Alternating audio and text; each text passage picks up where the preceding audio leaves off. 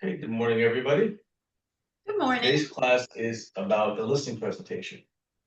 Sorry, the listing process. We did the listing presentation last week. So now that you got the listing, you had a successful listing presentation, you got the listing signed. Now what do you do? That's what we're going to discuss now. We're going to discuss pre-listing preparation and tasks. What do you do before you launch the listing? Uh, we're not going to talk about listing presentation tips. I got to remove that from there because we've already done the listing presentation. And then post listing agreement tasks. So what else do you do after the listing agreement is signed? So one of the things you have to do, you should do, is you should already have a for sale sign. Whether you have a transaction or a listing or not, you should always have a for sale sign just in case someone calls you and wants to list right now or over the weekend or whatever it is. So you're going to reach out to ressforsigns.com. There's different companies that you can purchase for sale signs from. This is one that already has our template and everything ready. And make sure that the sign says Coldwell Banker Platinum Properties. They have our template. So, and you can order open house signs as well. So I recommend maybe at least 20 open house signs.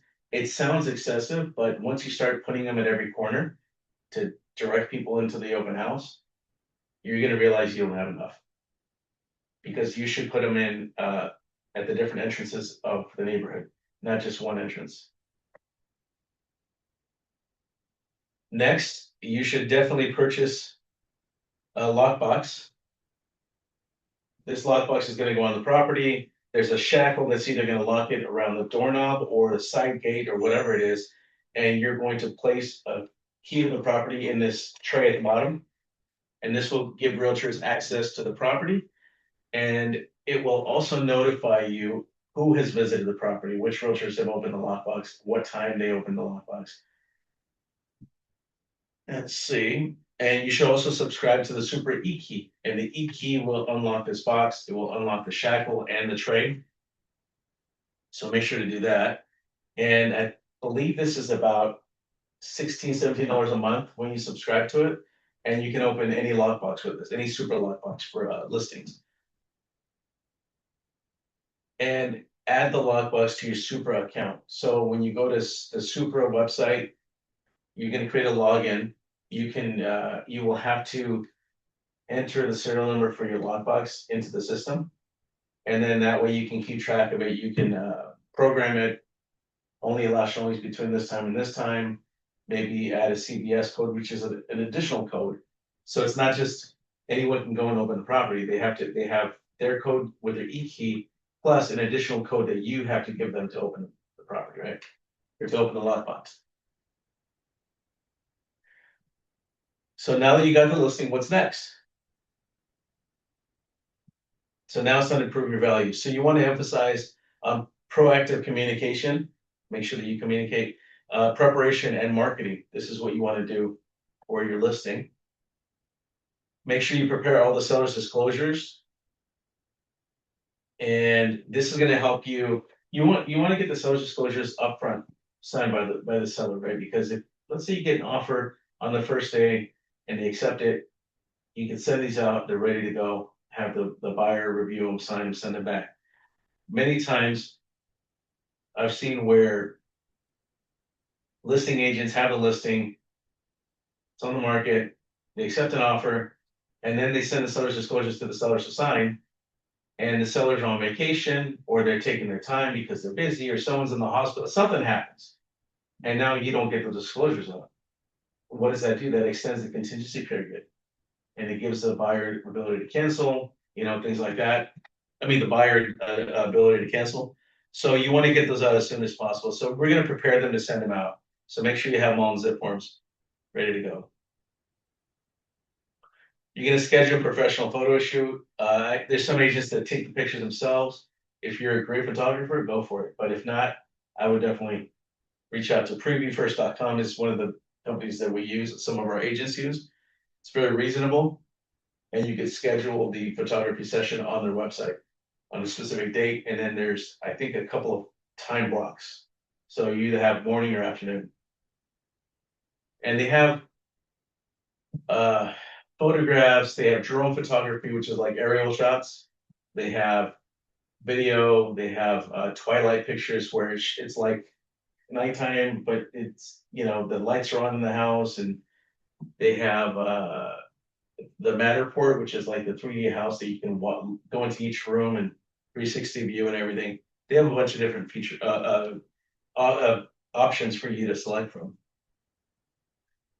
And again, you can take this opportunity to recommend decluttering of the property, depersonalization, minor repairs, deep cleaning, things like that. And the depersonalization, I think, is very important. Ask them. It might be a little offensive if you ask them to take down their family pictures, but they're not going to live there anymore. So you know what? Maybe you can start your packing now. Start with the pictures, family pictures. Start with the clutter. Put that all away. Get it ready for open houses. Photos, video, drone photography, 3D tours, Matterport floor plans. Make sure you start collecting all these things for your listing. You're going to gather community information. So if there's an HOA, if there's local shopping, whatever it is, local schools in the area, utility information, feature list, HOA docs if possible, or just HOA information.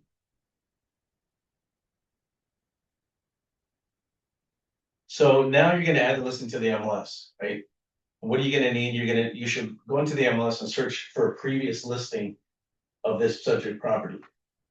Because at some point, someone else listed and sold the property, right? Because this seller was a buyer who bought the property. Hopefully it was in the MLS, and you can pull the data from there. So what you want to do is have a printout of this handy, because when you're submitting the listing to the MLS or adding the listing to the MLS, there's so many fields that you have to fill out that sometimes you're not going to know everything, and you don't want to bother the seller for every single little question. That's going to help guide you.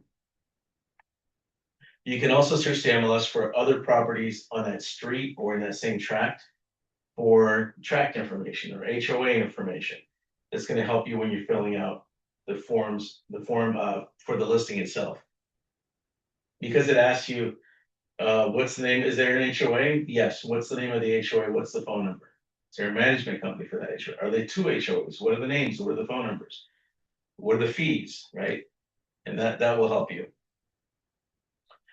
And you should also have a copy of the property profile handy from the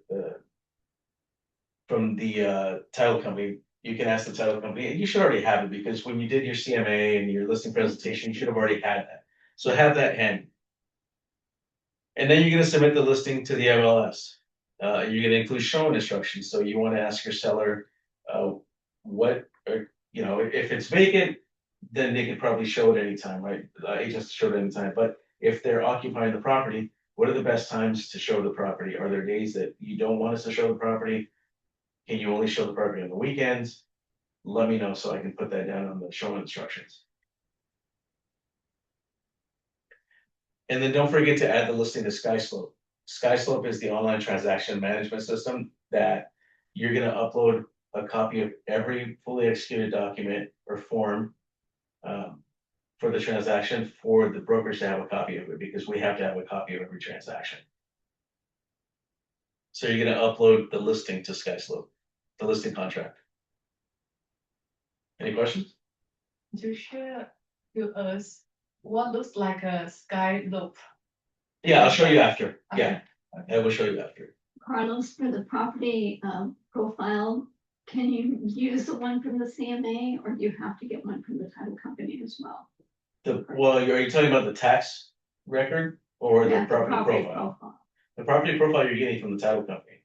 The CMA doesn't provide a property profile. No. Because I did one.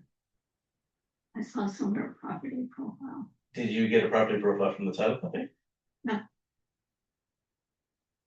No, property profile. Yeah, property profile is the title profile of the property. Okay. Yeah. Next, you're going to begin to market the property. So before you start marketing the property and submit the listing to the MLS, you want to make sure that you have a property flyer, and the property flyer is going to have pictures of the property. It's going to have a description of the property. It's going to possibly have the price. It's going to have your contact information. So if a buyer comes through an open house, they take the flyer and they want to submit an offer, they can call you directly. Not to mention if someone else, another agent brings buyers by and maybe they're showing them 5 houses that day and they really like this house, they can take a flyer just to remind them what the house looks like. You could prepare and send out just listed postcards to the neighborhood. Start marketing it on social media as a just listed or coming soon or whatever the property is, whatever the status is. E-marketing, you can send out an e-flyer. There's services that will send them out to thousands of realtors in one email. Email the new listing to our agents to the office here to announce the new listing. And then you're going to prepare for an open house or open houses. Make sure to install your for sale sign that you purchased way ahead of time and install your lockbox. And then keep in mind that there's certain communities that have sign restrictions that you have to use whatever signs they allow you to use. It might be a specific size, color, or color scheme. So when you contact RESS for signs, the sign company RESS, let them know what community the listing is in, and they'll let you know whether they have specific signs. So the sign that you purchased that works in most places might not work for that particular community. So make sure that you ask them, are there sign restrictions there? You might have to buy a sign just for that one listing. So make sure to ask them about that. And then again, you install the lockbox, leave a key inside the tray. Do you buy the community signs, like if they have specific signs? The sign company, yeah, the sign company will have some that you can Okay. buy, yeah. They cater to all the different communities. And then set seller expectations, with feedback, updates, timelines, let them know you're gonna be updating them. It can be weekly updates, update calls or emails. You can call them and let them know, what's happening or what's gonna happen next. You can call them or email them with showing feedback. What are people saying about the property? Is it too expensive? Is it too dark in the property? What are people saying about it, right? So there's gonna be a common theme. You can ask people, what do you think about the property during the open house? They're gonna tell you. Let's see. Price adjustment conversations, you might have to have that conversation with them. We might have to drop the price at some point if it's on the market for too long. So monitoring activity, this is something you're gonna wanna do during the listing. You're gonna wanna monitor other properties days on market. Maybe there's 2 other listings in the same neighborhood and how long have they been on the market for? And then if some sold, the ones that sold, how long were they on the market for? The ones that just went into escrow, how long have they been on the market for? So days on market is important. Show and count, you want to keep track of how many people are showing the property.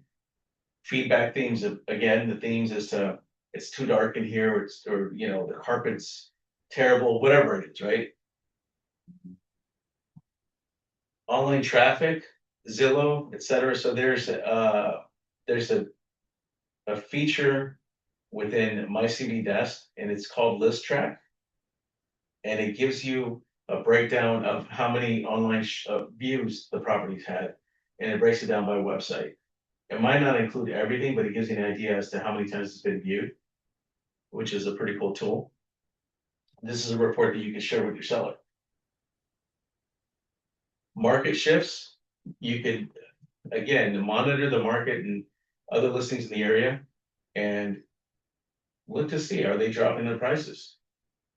Let the seller know, hey, I just want to let you know there's been price reductions on 4 properties in the last week in this neighborhood. So maybe we should follow suit, right? If you plan on holding an open house, have the title company provide shoe covers and a flyer stand. So you can always reach out to Mary and Laura's Title and ask her for some shoe covers. I'm sure you guys have been to open houses where you had to put the little booties on or take your shoes off. So she can provide those along with the flyer stand. And you can also advertise the open house to the neighbors, maybe the same week or the morning of, hand out flyers. And there's some agents that actually do a special open house time slot for neighbors. hey, we don't want, we don't want you to hit traffic and, or be amongst a bunch of people that are gonna come through. We've set aside a special time for you to come see the property as the neighbors. We're gonna allow you to see between 11 and 12. And then our open house begins from 12 to 3 or whatever it is. That's just an idea. And make sure to add the open house date and time or dates and times into the MLS listing for other agents to see along with other potential customers, right? Because it's gonna automatically feed out to Zillow and all these other websites as far as the open house date and time. So the sooner you do it during the week, the sooner it'll be on the websites. If you do it on Friday afternoon for a Saturday open house or Sunday open house, it might not feed out to everything or auto-populate all the websites. So the sooner you do it during the week, the better, just to make sure it's out there. Because I think people start looking on Thursday and Friday to plan their weekend as to what open houses they want to go to. So make sure you do it early. And take advantage of this time to complete your agent visual inspection. Right? Go through the property, and again, agent visual inspection is just exactly what it says. It's a visual inspection of the property. You're gonna walk through the property and look for any material defects in the property and write them down for each room. Material defects can be broken window, a hole in the wall, torn carpet, stain in the ceiling, stain on the wall, anything that's a deficiency, right? So now that you've filled out your agent visual inspection, you can include it and send out the seller's disclosures for the sellers to sign. We prepared them earlier in zip forms, we had them ready to go. Now you can send them to the seller, say, hey, here's something for you to do while we put the listing up. And again, it's important to have the seller disclosure signed in case you get an offer that's accepted the same day, that it goes active. It happens. So then you're gonna host your open house. Maybe it's the first weekend of the listing. You're gonna host your open house Saturday, Sunday. And 3 forms that you can have handy there are the open house visitor non-agency disclosure, which is just, it's just pretty much a sign-in sheet that the buyers that walk in are gonna sign to say, I don't want you to represent me, or I'm working with an agent. So that way, they don't misconstrue the information you're giving them as you representing them. Right, so I'm either gonna represent you and you're gonna sign a buyer representation or a property showing, or I'm not gonna represent you and you're gonna sign the open house visitors, non-agency. And some people, I mean, they don't wanna sign anything, you can't force them to sign it, but you can try to get them to sign it. So those are 3 forms you can have at the open house. I don't see people posting these or having them out for signatures. I think it's kind of gone back to how it was before, where people just go to open houses and they don't have you sign in or anything. Anyway, present all offers. So now that you've had your open house and other agents have shown the property, you might start getting a bunch of offers. So now that you receive these offers, it's time to present them to the seller. And one way you could present them is by filling out the summary of multiple offers found in zip forms. And what this is you're entering the data side by side from all your offers, right? Purchase price of the first offer 1, 2, 3, 4, 5, right? If you, let's say you get 4 or 5 offers, purchase price, initial deposit, increased deposit, that's, you usually don't worry about that. Loan amount, close of escrow, it might be a 10-day close of 25-day, 21-day close of escrow. It can be cash, it could be no contingency. So down here, you also have contingency periods. Did they remove the loan contingency, appraisal contingency, and so forth, right?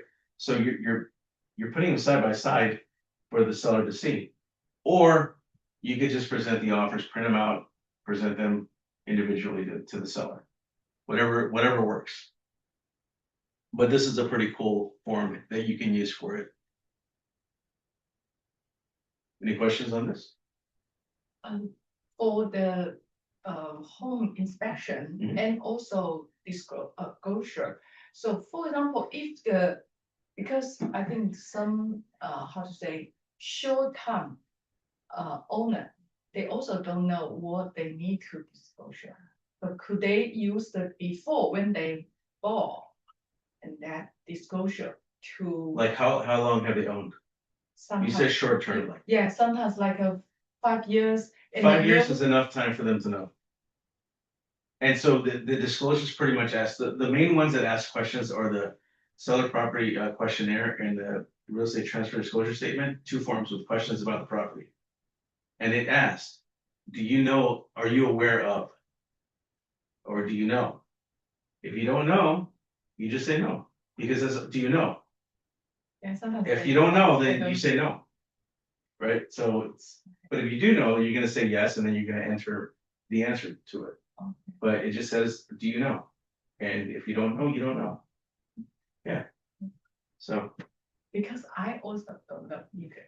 yeah, and if you don't know, then it doesn't, it's not telling you you have to do research and figure it out. Mm, It's saying, it's asking you, do you know? I don't know. So no. Right? So the answers are yes or no questions. okay.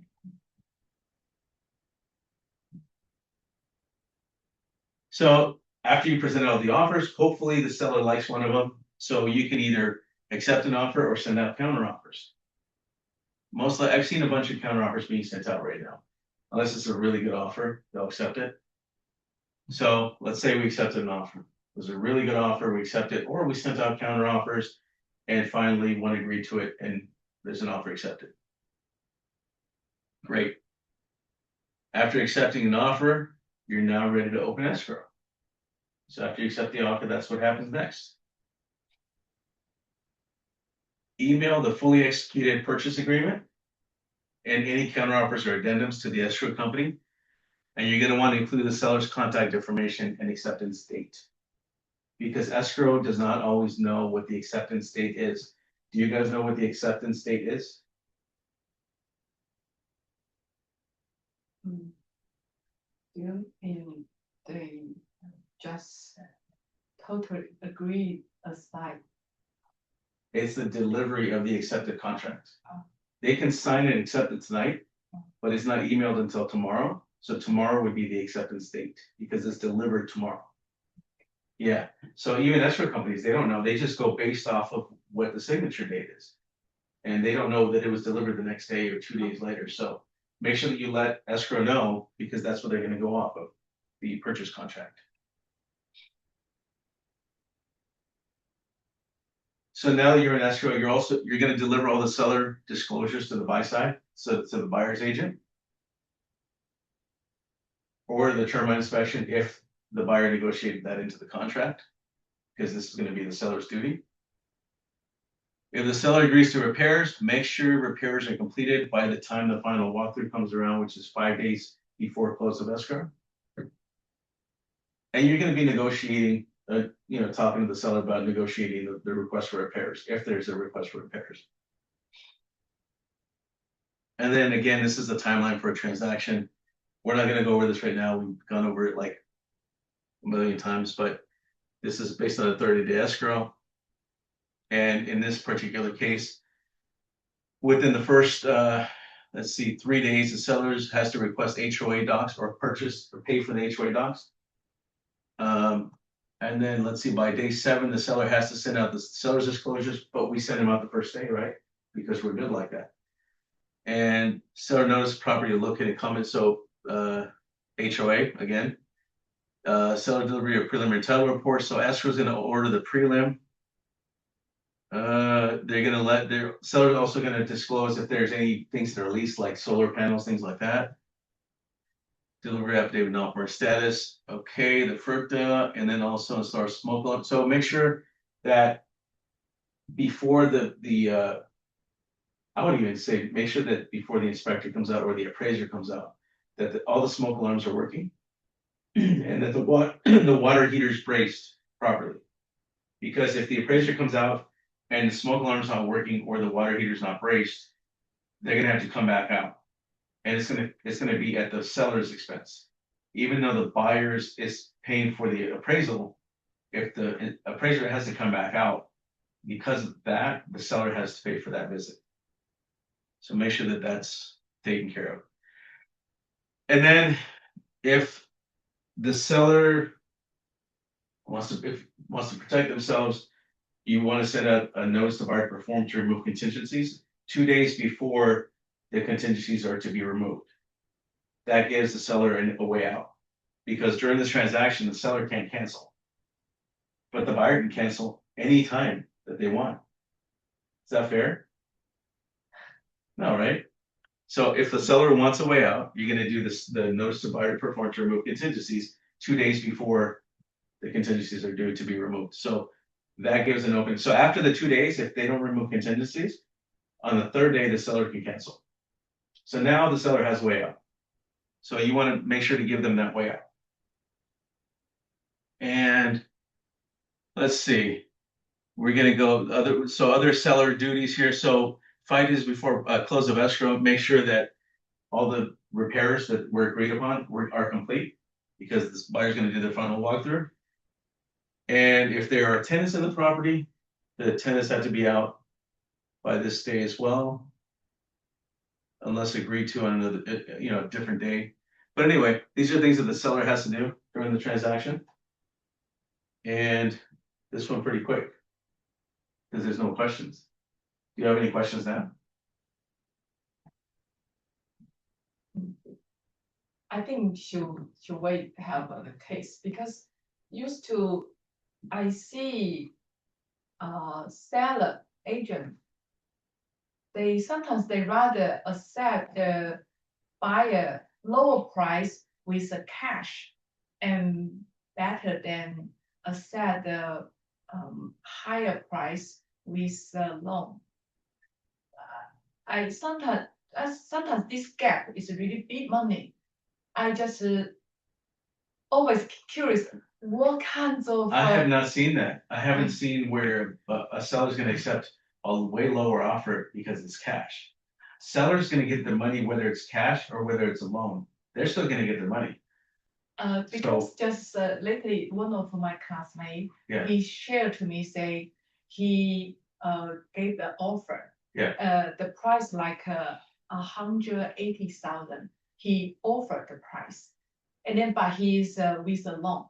Yeah. And he said after they close the deal, of course they deny his offer until later, and then he found out the cash buyer, his competitor, it is a 160 something. He said, "Wow, if I noticed that, and I feel." When he had bought cash? He is with the loan. Yeah. But the buyer, how to say, the acceptable buyer, it is cash for 160 something thousand. So here's the thing: we don't know what the terms of the deal were. Right? Yeah. So maybe it was all cash. It's $20,000 less than what he offered. It's all cash. Maybe it's a 10-day escrow, closes in 10 days. Maybe there's no inspection. It's as is. They're willing to take, but the house needs a lot of repairs, right? So maybe it's going to be $50,000 in repairs. But the buyer's like, I don't care. I just want to buy the house, so I'm not going to do an inspection. Or maybe they do an inspection, but they don't ask for repairs or anything. And they didn't ask for a commission too. That's another thing, right? Most buyers are asking the seller to pay the commission. So now they're saving money on commission. It could be 15,000, 20, 30, 40, 50,000, right? So they're saving money there. They're saving money on repairs. We don't know what the final terms were. So they might have negotiated all that into it. We don't know. Because I just don't know what is made them fear. They rather to choose the cash. Of course, we know if early we get and we feel settled down and we can use the money to make money. Yeah. But when I see the gap that big, so I just say $20,000. But again, it could have been commission. How much was the commission? I didn't ask that. Maybe it was cash, and then the difference was just the commission. They say, hey, you don't have to pay my agent's commission. And it was going to be a $20,000 commission. Maybe it was just that, right? So if the seller would have taken your friend's offer, was $1,180,000, and they asked for 3% commission, how much is that? Right? In addition to that, there might be repairs, there might be, there's contingencies, there's an inspection, all these things. the 1,160,000 offer, maybe the buyer said, we're not asking for commission. Mm. The seller's already saving money there. Mm. And there's no loan contingency, there's no appraisal contingency, so you don't have to worry that they're gonna try to renegotiate the price. And right there alone, it just makes the offer look a lot better. You're right. So, yeah, assume if the buyer is the agent, and then they don't need. There you that. go, Yeah. that could be it too. Yeah. Any other questions? No? And then we just have Harriet out there? Yeah, just Harriet. I know Harriet doesn't have any questions, she knows everything. Okay, well, that went pretty quick. I thought I'd have more questions throughout the presentation.